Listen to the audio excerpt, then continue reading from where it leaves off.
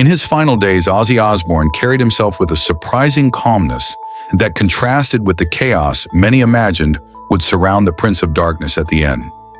Publicly, he insisted he wasn't afraid of death, but privately, there was an urgency in him, a sense that certain things needed to be resolved before his time was up.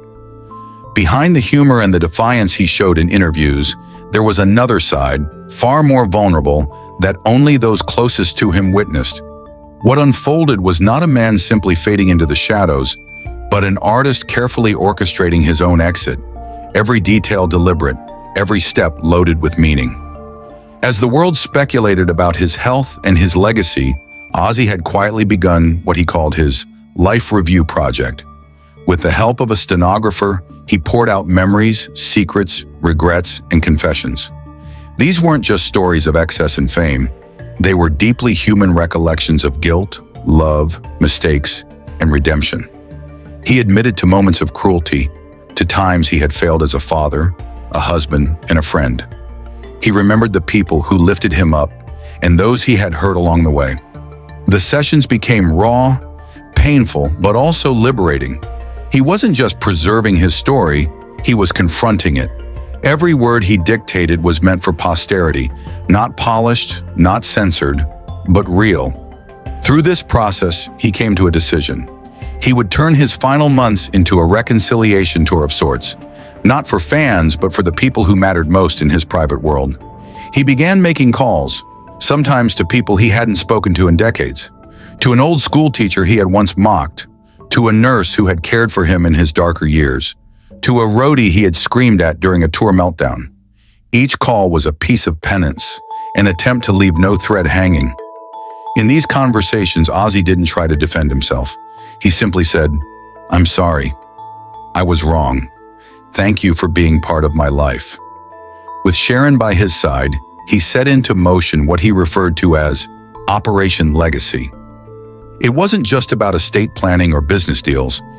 It was about making sure his family would not only be provided for, but that they would feel guided by him long after he was gone. He worked with lawyers, managers, and spiritual advisors, crafting not just trusts and wills, but handwritten letters and personalized survival kits for each of his children and grandchildren. To one, he left a compass with a note: "When you're lost, this won't point north. It'll point to what matters to another." A small box with guitar picks, each engraved with a year of their life together. These weren't riches, they were roadmaps.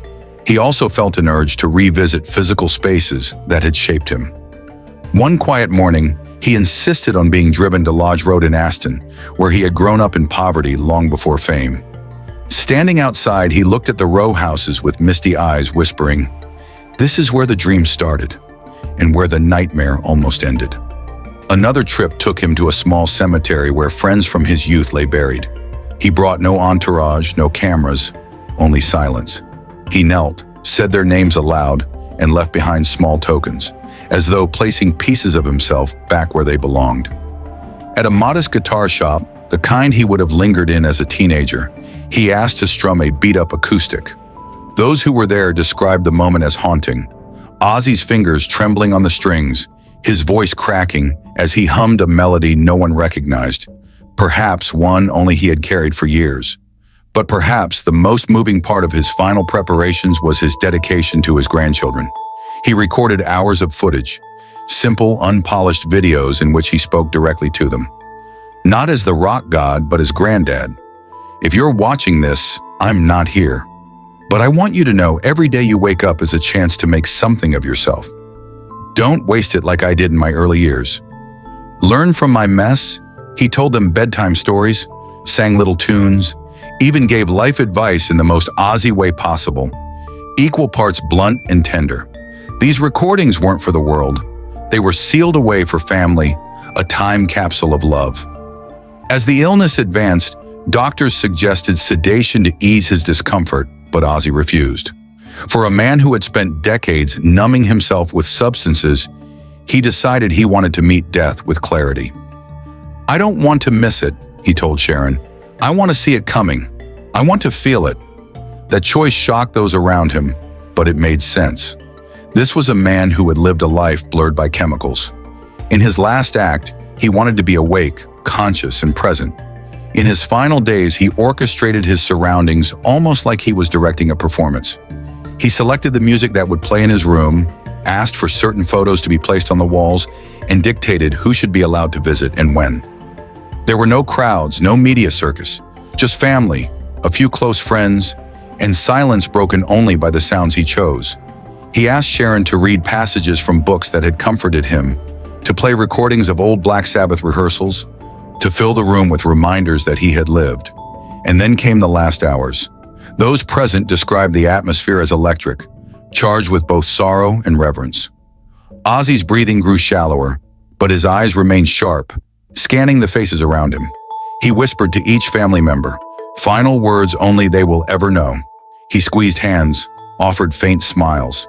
He was not the screaming madman of the stage, nor the bumbling reality TV father.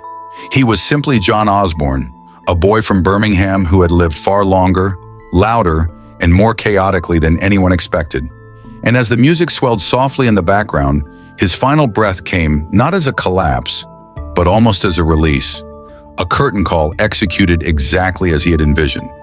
In the aftermath, much was said about his estate, the money, the business empire. But those closest to him insisted that wasn't what mattered most. The real legacy was in the letters, the videos, the confessions, the reconciliations. He had left behind not just wealth, but a blueprint of memory, honesty, and love. His fans would always remember the voice, the chaos, the theatrics. But his family would remember something far greater, that in the end, Ozzy Osbourne didn't just prepare for death. He transformed it into his final masterpiece.